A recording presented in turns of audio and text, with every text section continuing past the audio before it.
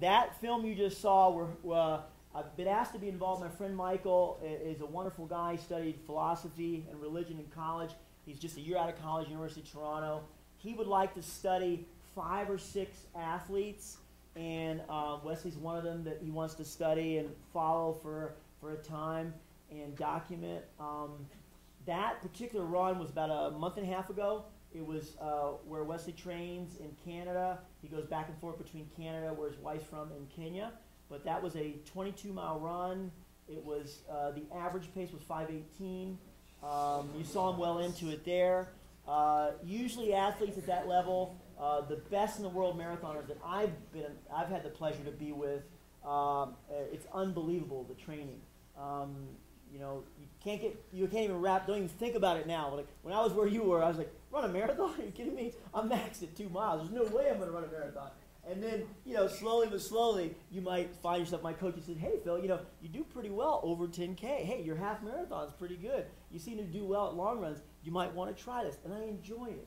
But a lot of people don't. But yeah, that was a 22-miler.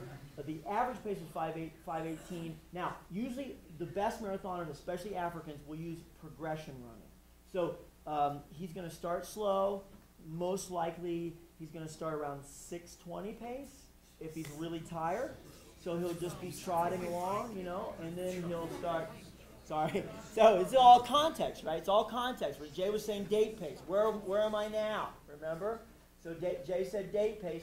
For him, that's slow because his best marathon is 2:06 when he was second this year in Chicago. So that's 4:50 per mile for 26.2 miles. Or how many laps on a track is this, Jonas? 78 without stopping, right? So 78 laps at 72.5 seconds a lap without stopping. Are marathoners not fierce? Marathoners and milers, right? They're amazing.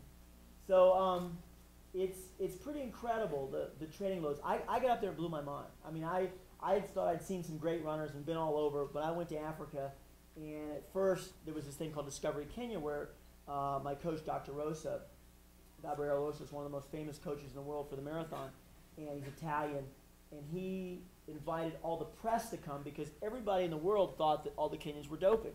So he wanted to show the press, let's come here for a month. You'll see there's no doping. There's super hard training. That's why they're becoming the best.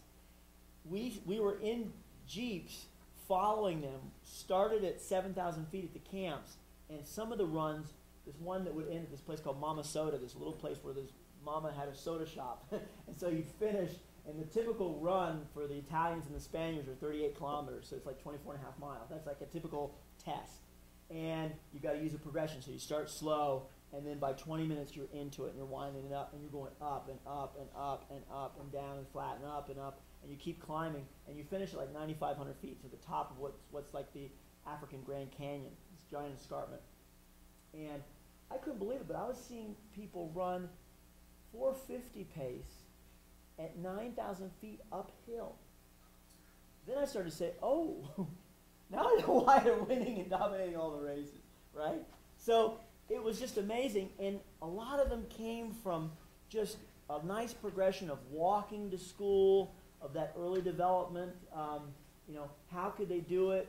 Sure, there's a lot of genetics that come into that and stuff at that level, but there was just a lot of hard work.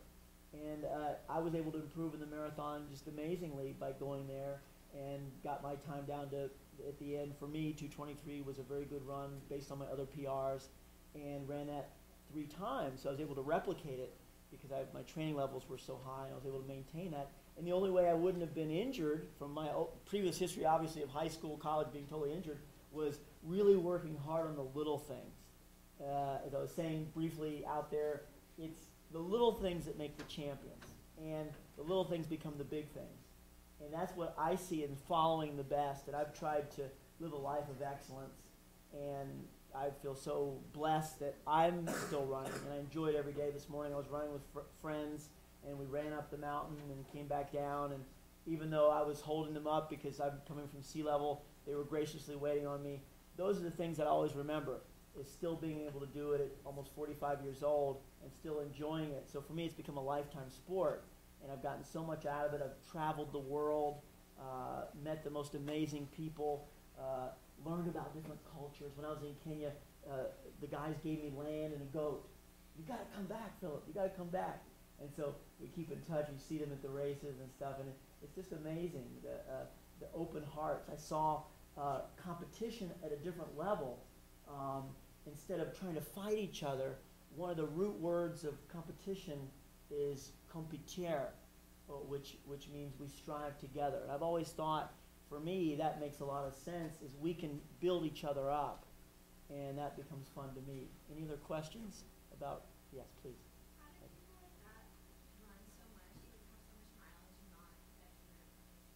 You know, they build up to it. Marathoning, and so I don't want to scare you from this mileage and think this is the only way to do it. The beauty of distance running, as you already know probably, is there's no one training. You've got to find your training and really dive in with your mentors and come up through the stages. They didn't start doing this kind of mileage, obviously, right away, and it increases over time. Usually a distance runner that's running 5 and 10 kilometers, it takes them about at least 5 to 7 years to become a marathoner. Typically we see. Some of them make the jump pretty quickly, and they're amazingly gifted genetically. But we usually see that it takes a lot of years to build that aerobic platform, to build that base, because you have to be running in a zone, like Jay was saying today, that 75% effort, that has to become comfortable. So you have to find relaxation where there is none. You have to learn how to breathe where there's no oxygen at that pace. So it takes a lot of years to refine it properly. People that do it too quick end up going down pretty quick. So if you think about it, it's like steps of a ladder. You've got to find your rungs to the top and work within your own parameters. But it takes usually that 5 to 7 years. Like I said, is usually what we see of a build-up. And not all marathoners run the high mileage. When I traveled with Khalid Kanuchi, you may have heard that name, when he broke the world record twice in '99 and also helped him break it again in 2002. And in 2002, he beat Paul Turgot and Gebre Selassie in probably the greatest marathon ever in London, and ran in 2:05:38. And Khalid wouldn't run high mileage. He had got himself to where he could use intensity. And Moroccan training is very much circuit oriented, so they'll pick a loop, and they like to improve the pace on the loop. So they'll pick a loop and they maybe go one pace on the one loop, and each loop they're dropping it down maybe 30 seconds to a minute, depending on the workout.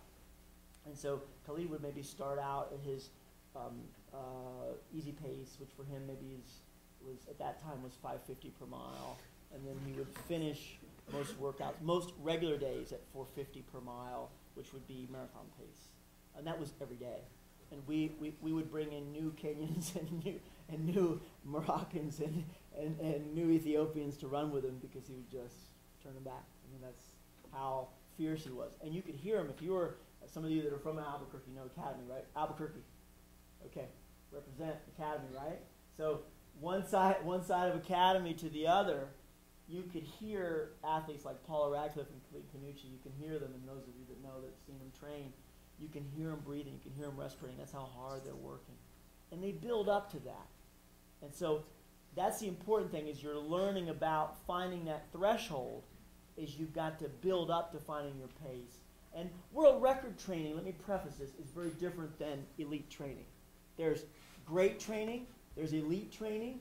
So there's like high school training has to be one way, right? There's sort of general baselines that you don't want to go over because it becomes dangerous, and we see people getting injured. There's diminishing return, right? Some of these high schoolers won't do as well in college. That's why this week we're not having people do a lot of doubles, because now you're coming to higher altitude. Some of you are used to some altitude, but still, this is about learning, about getting together, about starting your year on the right platform for cross country, and then you'll build from there. So it's stepping stones. Questions? Yes, back here and here. Go here first. Like, what are the similarities between like the world class sprinters that you work with and Yep. the world class sprinters? Similarities what way? Like the way that It's a good question. Thank you. Sprinters and distance runners are pretty much, as you all know, sometimes on polar opposites. They share the excellence, but they are sometimes totally different animals. A lot of the sprinters now